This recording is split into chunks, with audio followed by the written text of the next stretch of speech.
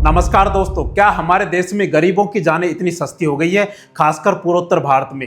पूर्वोत्तर भारत में हर साल बाढ़ की वजह से सैकड़ों लोगों की जान जा रही है। अगर हम पर्टिकुलर असम की बात करें तो असम में 2014 से अगर हम बात करें तो 2014 में 64 लोगों की जान गई, 2015 में 27, 16 में 41, 17 में 85, 18 में 9, 19 में 78 और 2020 में 125 लोगों की जान गई। 2021 में 8, 2022 में फिर 181 लोगों की जान गई, 2023 में 18, 2024 में 27 और 2025 में 22 लोगों की जान गई। और अगर हम वर्तमान की बात करें तो 2026 में अभी तक 68 लोगों की जान केवल असम में बाढ़ की वजह से जा चुकी है और यह आंकड़ा आने वाले समय में और भी बढ़ सकता है। दोस्तों, अगर हम पूरे पूर्वोत्तर भारत के अन्य राज्यों की अगर हम बात करें तो असम के अलावा अरुणाचल प्रदेश और आसपास के अन्य राज्यों में भी काफी अधिक संख्या में बाढ़ की वजह से सैकड़ों लोगों की जानें जा रही हैं। लेकिन दोस्तों, अभी इन टोटल की अगर हम बात करें तो 2014 से अभी तक 2026 तक असम में केवल असम में 753 लोगों की जान जा चुकी है, जो पूर्वोत्तर भारत के बाकी राज्यों से काफी अधिक है। कुल मिलाकर पूर्वोत्तर भारत के बाकी राज्यों को मिला लिया जाए तो हजारों जानें केवल बाढ़ की वजह से जा चुकी है। अब दोस्तों, आज के इस वीडियो में समझेंगे कि आखिर इसके पीछे कारण क्या है, इसके पीछे जिम्मेदार कौन है, जिसकी वजह से हर साल सैकड़ों लोगों की जानें जा रही है। दोस्तों, सबसे पहले अगर हम बात करें तो क्या असम में ब्रह्मपुत्र नदी की वजह से सैकड़ों लोगों की जान जा रही है? क्या केवल वही एक जिम्मेदार कारण है? दूसरी दोस्तों, अगर हम बात करें तो क्या केवल खतरनाक बारिश ही इसके पीछे जिम्मेदार है? तीसरी अगर हम बात करें तो क्या चीन की भी इसमें मुख्य भूमिका है, जिसकी वजह से असम और आसपास के जो भी राज्य हैं पूर्वोत्तर भारत के, उनमें बाढ़ की समस्या आती है? और दोस्तों, एक प्रमुख कारण है, क्या इसके पीछे हम भी जिम्मेदार हैं या फिर सरकार ने इसके पीछे कोई कदम उठाए हैं या नहीं उठाए हैं? इसके पीछे आज हम विस्तार से चर्चा करेंगे। दोस्तों, सबसे पहले हम ब्रह्मपुत्र नदी के बारे में चर्चा करते हैं कि आखिर ब्रह्मपुत्र नदी इतनी खतरनाक क्यों है।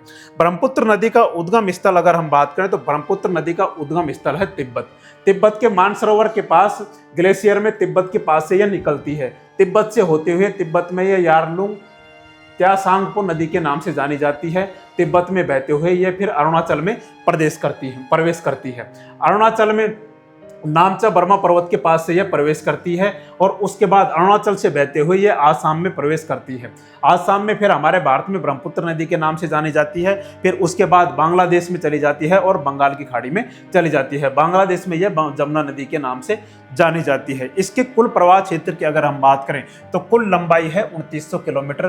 भारत में यह बहती है 916 किलोमीटर। इसका जल ग्रहण क्षेत्र है 5,80,000 वर्ग किलोमीटर क्षेत्र।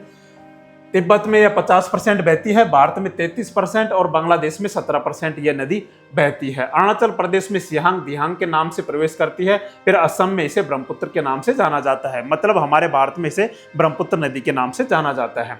असम से निकलकर यह बांग्लादेश में जमुना के नाम से प्रवेश करती है और गंगा पद्मा से मिलकर मेघना बन जाती है और अंत में बंगाल की खाड़ी में मिल जाती है। तो यह इसका प्रभाव क्षेत्र हम देख सकते हैं। तिब्बत से निकलकर तिब्बत से बहते हुए सीधे अरुणाचल प्रदेश में प्रवेश करती है और असम के रास्ते या बांग्लादेश के रास्ते बंगाल की खाड़ी में गिर जाती है।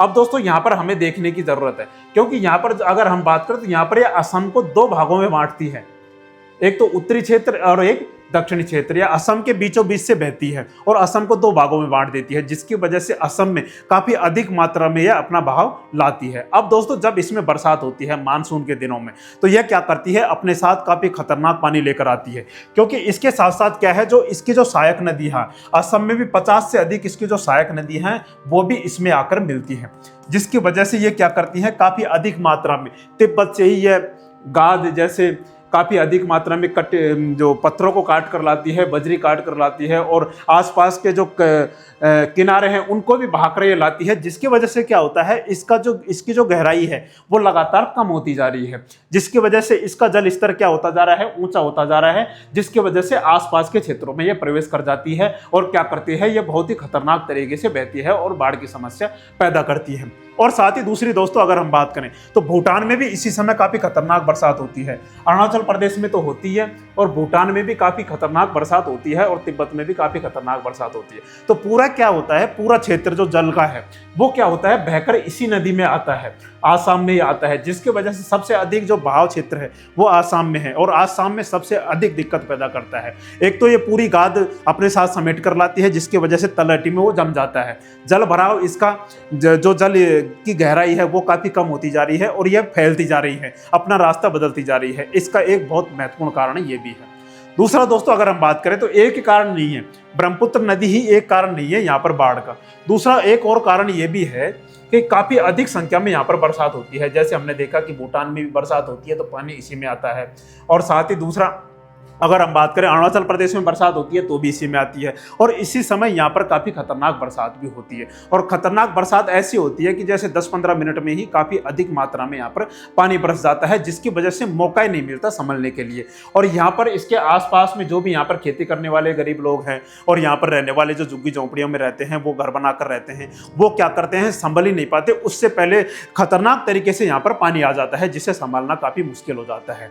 दूसरा है, सबसे बड़ा कारण है वो अत्यधिक वर्षा है। पहला हो गया ब्रह्मपुत्र नदी। अब दोस्तों तीसरा अगर हम बात करें, चीन क्या कर रहा है, यहाँ पर जल विद्युत परियोजनाएं बना रहा है, जिसकी वजह से यहाँ पर पानी रोकता है। यहाँ पर बड़े बड़े डैम बना रहा है, जिसकी वजह से पानी रोककर जल विद्युत पैदा कर रहा है।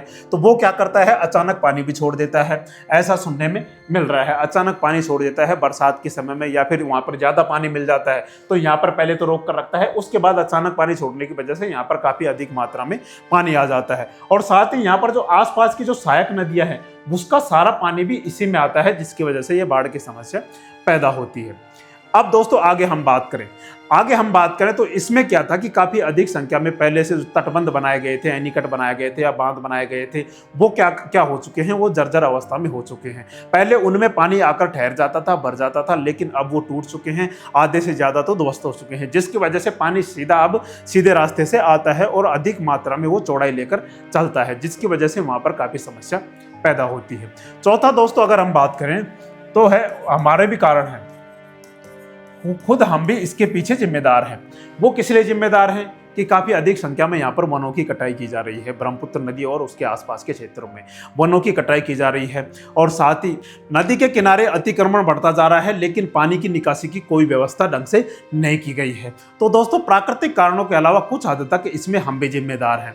लेकिन अब दोस्तों बात करते हैं कि क्या सरकार ने इन समस्याओं से निपटने के लिए कोई उपाय उठाए हैं या नहीं उठाए हैं, सरकार क्या कर रही है, इसके पीछे जिम्मेदार कौन है, इसको हम समझते हैं कि आखिर इतनी सैकड़े जानें क्यों जा रही हैं। सरकार के द्वारा जो भी कदम उठाए गए हैं उनमें अगर हम बात करें तो सरकार ने क्या किया है, सरकार ने 141 बाढ़ प्रबंधन परियोजनाएं स्वीकृत की हैं, जिनकी अनुमानित लागत कितनी है, 2383 करोड़ रुपए है। दोस्तों इनमें अगर हम बात करें तो इसमें केंद्र सरकार ने असम को 1557 करोड़ रुपए की वित्तीय सहायता जारी की है। इसके अलावा 2021-22 से 2023-24 के बीच असम सरकार ने 637 नई बाढ़ एवं कटाव प्रबंधन परियोजनाएं शुरू की, जिनकी अनुमानित लागत 3402 करोड़ रुपए है। इसके अलावा 2022-23 में विभिन्न परियोजनाएं जैसे नाबार्ड, राज्य योजना, SDRF आदि के तहत 1226 करोड़ रुपए से अधिक परियोजनाएं स्वीकृत की गई है। कुल मिलाकर अगर हम बात करें तो इन आंकड़ों से पता चलता है कि पिछले कुछ वर्षों में लगभग 5700 करोड़ रुपए से अधिक बाढ़ नियंत्रण एवं कटाव रोधी परियोजनाएं स्वीकृत या शुरू की जा चुकी है, लेकिन इसका कोई ठोस उपाय अभी तक नहीं निकल पाया है। ये परियोजनाएं शुरू तो होती हैं, बीच में ही अटक जाती हैं, पूरी कभी हो ही नहीं पाती। पूरी भी होती है तो क्या होता है कि उचित जल प्रबंधन व्यवस्था अभी तक नहीं हो पाई है, जिसकी वजह से सैकड़ों जाने इसमें जा रही हैं। इसके अलावा भी दोस्तों असम सरकार को एशियन डेवलपमेंट बैंक के द्वारा 182 मिलियन डॉलर लगभग 1500 करोड़ रुपए की वित्तीय सहायता असम सरकार को दी है बाढ़ के प्रबंधन और उपाय के लिए। अब दोस्तों इसके अलावा असम सरकार क्या क्या कर रही है उसको हम समझते हैं।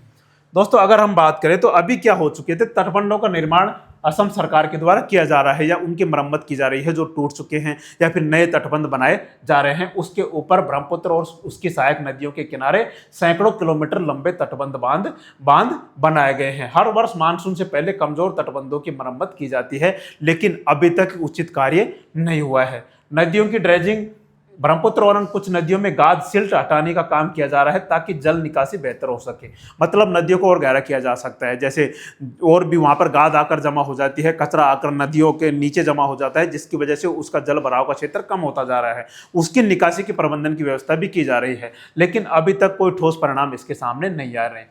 बाढ़ पूर्व चेतावनी, प्रणाली। जल स्तर की लगातार निगरानी की जाती है कि जैसे लगता है सरकार को मानसून आता है तो उस समय लगता है कि अब बाढ़ आ सकती है, तो पहले ही सूचना देने की कोशिश की जा रही है ताकि वहां से अधिक लोगों को निकाला जा सके। लोगों को एसएमएस भेजा जाता है, मोबाइल ऐप, टीवी, रेडियो और सोशल मीडिया के माध्यम से पहले से चेतावनी दी जाने लगी है। तो सरकार के द्वारा भी लगातार प्रयास किए जा रहे हैं। राहत शिविर लगाए गए हैं, बाढ़ प्रभावित लोगों के लिए राहत शिविर स्थापित किए जाते हैं, भोजन, पीने का पानी, दवाइयां और आवश्यक सामान उपलब्ध कराया जाता है। बचाव अभियान के लिए कौन कौन लगी हुई हैं? NDRF, SDRF, national disaster response force और साथ ही स्टेट डिजास्टर रेस्पॉन्स फोर्स भी इसमें लगी हुई है। सेना और स्थानीय प्रशासन नाव तथा हेलीकॉप्टर की मदद से लोगों को सुरक्षित स्थानों तक पहुंचाते हैं। ऊंचे प्लेटफॉर्म्स का निर्माण किया जा रहा है। बाढ़ प्रभावित क्षेत्रों में लोगों और पशुओं के लिए ऊंचे सुरक्षित प्लेटफॉर्म रहने के लिए बनाए जा रहे हैं ताकि वो बाढ़ की समस्या से बच सके, साथ ही पानी से बच सके। नदी प्रबंधन परियोजनाएं इनके द्वारा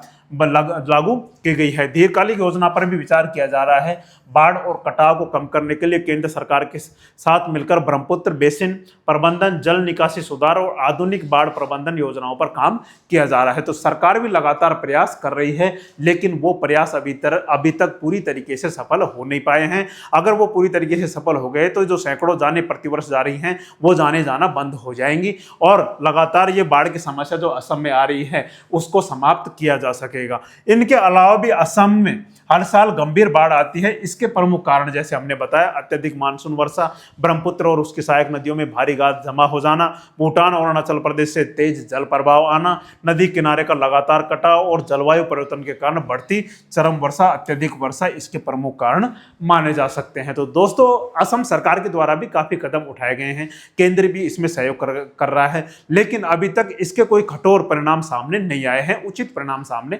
नहीं आए हैं, जिसकी वजह से क्या हो कि जो सैकड़ों जाने प्रतिवर्ष जा रही हैं वो नहीं जा सके। बाकी दोस्तों, आपको क्या लगता है कि बाढ़ को कंट्रोल करने के लिए असम सरकार या फिर केंद्र सरकार या पूर्वोत्तर भारत के अन्य राज्य हैं, अरुणाचल प्रदेश है और भी राज्य हैं, उनके द्वारा और कौन कौन से कदम उठाए जाने चाहिए? आप एक बार कमेंट करके जरूर बताएं। और हमारी जानकारी आपको अच्छी लगी हो तो हमारे चैनल को लाइक एंड सब्सक्राइब जरूर करें। जय हिंद, जय भारत।